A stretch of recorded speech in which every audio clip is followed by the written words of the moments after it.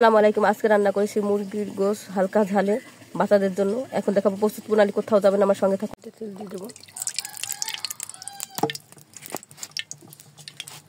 এলাচ, দারচিনি, তেজপাতা লাস্টে দিকে রেখেছি। এখন ভালো করে একটু ভেজে নেব। এখানে গোশ আলু সব মশলা দিয়ে মেখে নেব ভালো করে।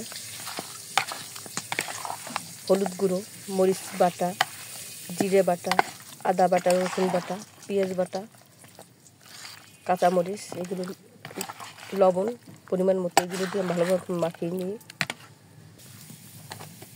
ভাজা হয়ে গেছে। এখন আমি এগুলো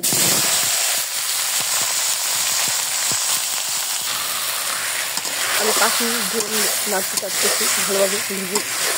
মশলাটা দিতে ভালোভাবে ভেজে ভাজা হয়ে যায়, সেইভাবে রান্না করতেছি। আর আমি হলুদের মরিচ এগুলো দিয়েছি কম, মরিচ বাটা। ছোটো বাচ্চারা খাবে তো ঝাল কম দিয়েছি। কাঁচামরিচ পরিমাণটা একটু বেশি দিয়েছি। আমার ভালোভাবে কষানো হয়ে গেছে। জালটা বেরিয়ে যাচ্ছে। এখন পানি দিয়ে দেবো, ঝোলের পানি দিয়ে দিচ্ছি। কোথায় করতে আমি পানি ব্যবহার করিনি, কোথায় জাস্ট মশলা দিয়ে ভাজা করে রান্না আমার হয়ে গেছে। এখন জিরা এলাচ বেটে দিয়েছি।